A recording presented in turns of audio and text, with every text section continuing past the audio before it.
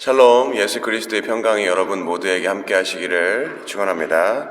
찬송 함께 하시겠습니다. 182장 강물같이 흐르는 기쁨 182장 함께 찬송하시겠습니다.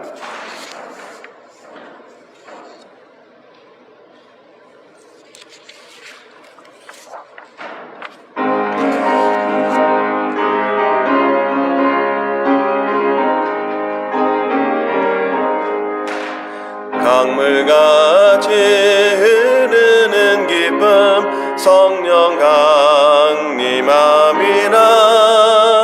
정결한 맘 영원하도록 주의 거처 되겠네. 주님 주시는 참된 평화가 내 맘속에 넘치네. 주의 말씀에 거센 풍랑도 잠잠하게 되도다. 나의 생명 소생케 됨은 성령이 마심이라.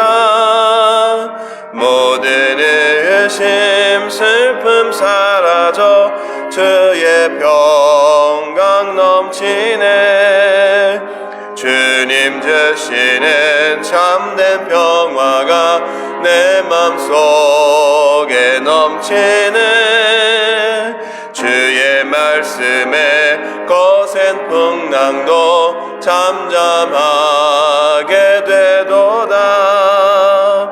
하늘에서 단비 내리고 햇빛 찬란함같이 우리 마음에 성령이 많이 주님 보내심이라. 주님 주시는 참된 평화가 내 맘속에 넘치네. 넘치네. 주의 말씀에 거센 풍랑도 잠잠하게 되도다. 생명시는 넘쳐 흘러서 마른 광야 적시니 그의 열매 무르익어서 주스를 기다리네. 주님 주시는 참된 평화가 내 맘속에 넘치네.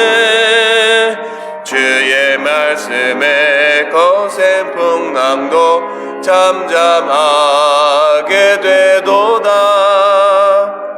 놀라우신 주의 은혜로 그의 얼굴 뵙겠네. 평화로운 안식처에서 영원토록 쉬겠네.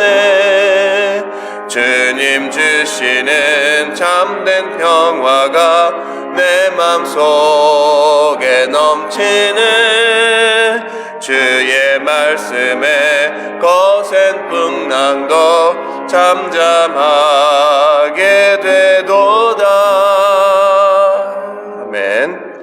찬송가 200장 달고 오묘한 그 말씀, 통일찬송가 235장입니다. 찬송가 200장 달고 오묘한 그 말씀입니다.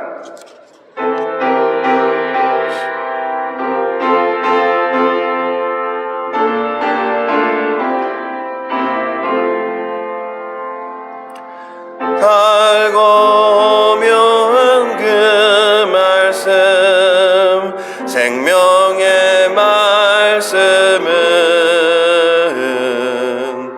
귀한 그 말씀 진실로 생명의 말씀이 나의 길과 믿음 밝히 보여주니 아름답고 귀한 말씀 생명샘이로다.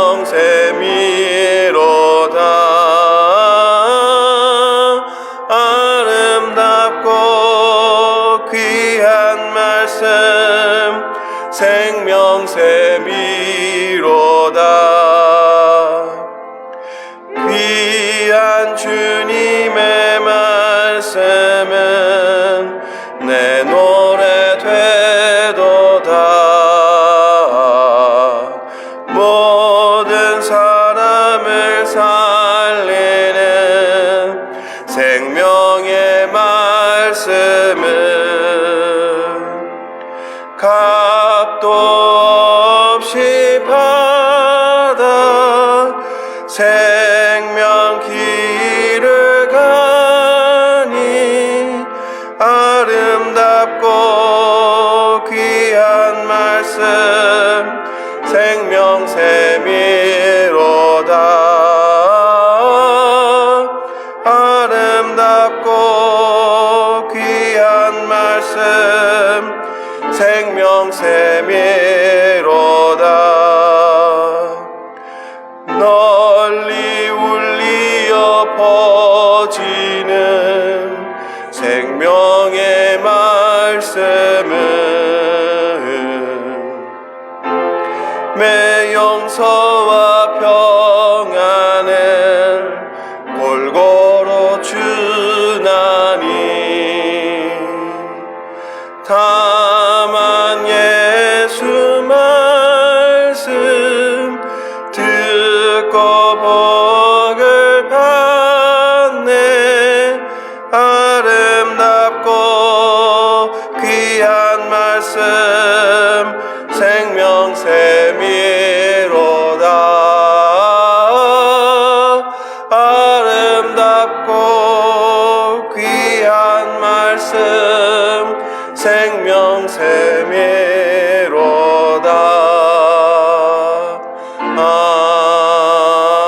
아멘. 기도하겠습니다. 하나님 아버지 감사합니다. 오늘도 저희를 이 아침 주님의 전으로 불러주시는 은혜 감사드립니다. 우리의 삶 속에 하나님이 일하시고 계심을 우리가 느낄 수 있도록 저희의 마음을 주님 주장하여 주시고 다스려 주시옵소서. 그럼으로 인하여서 우리 삶에 닥쳐지는 많은 문제들을 문제로 보는 것이 아니라 하나님이 그 문제를 통하여서 축복으로 바꾸시는 놀라운 하나님의 은혜임을 깨닫게 주님 도와주시고 우리가 믿음으로 또 인내함으로 끝까지 승리할 수 있도록 저희 모두를 붙들어 주시옵소서. 이 모든 말씀 예수님 이름으로 기도드렸습니다. 아멘.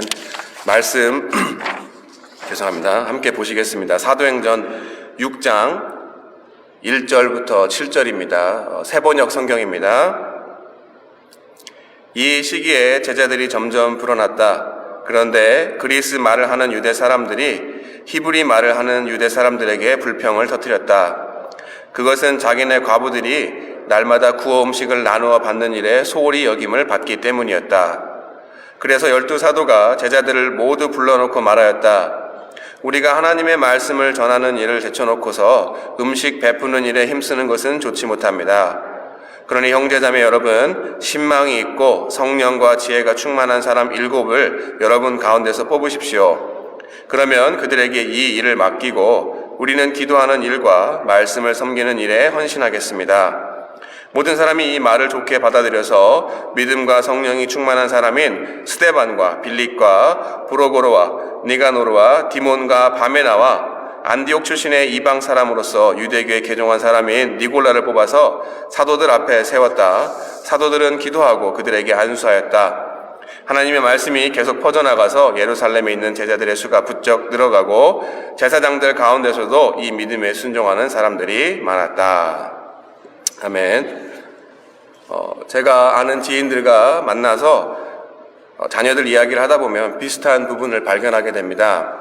바로 아이들이 혼자였을 때는 외로워서 형제 자매들이 있었으면 했지만 막상 둘 이상이 되면 맨날 싸워서 힘들다는 것이었습니다.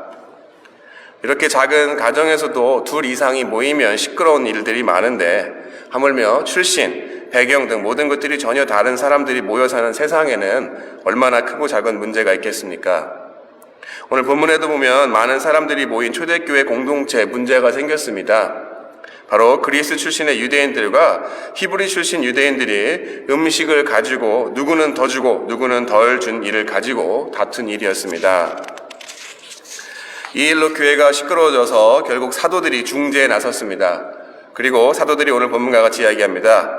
교회의 목적, 그 중에서도 가장 1차적으로 중요한 하나님의 말씀을 전하고 듣는 것 외에 음식을 나누는 일과 같은 성도 간의 교제 중에 일어나는 소란스러운 일들로 교회가 잡음이 생기고 분열되는 것은 교회에 좋지 못한 일이라는 것이었습니다.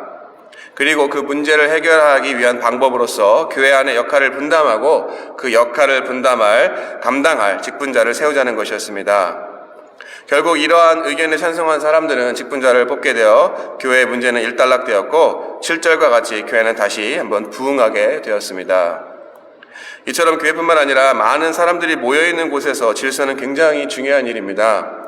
그리고 그 질서를 유지하기 위해서 서로 역할을 분담하고 그에 적합한 사람을 세워서 서로가 서로를 돕고 또 협력하는 것은 공동체가 질서 있게 유지되고 건강하게 성장하는 데 굉장히 중요한 것입니다. 그럼 오늘 본문에서 살펴본 것 같이 교회가 올바로 서고 부흥하기 위한 조건이 무엇이었습니까? 오늘 본문을 살펴보면 두 가지로 나누어 봅니다. 바로 사도들은 기도와 말씀에 집중하고 또 교회 안에 올바른 직분자를 세우는 것입니다. 첫 번째, 보내심을 받은 자 혹은 부르심을 받은 소명자, 지금으로 이야기하면 저와 같은 사역자들이 오로지 기도와 하나님의 말씀에 집중해야 하는 것입니다. 얼마 전에 제가 아는 분을 통해서 들은 이야기입니다. 한국의 모 대형교회 담임 목사님이 소위 정치를 하시느라 세상 가치 기준에 중요한 사람들을 만나러 다니느라 엄청 바빴다고 합니다. 그래서 얼마나 많이 만나고 다니셨는지 설교 준비할 시간이 없어서 밑에 있는 부교육자들을 시켜서 설교에 쓸 예화를 찾게 하거나 심지어 설교를 대신 쓰게 했다고 합니다.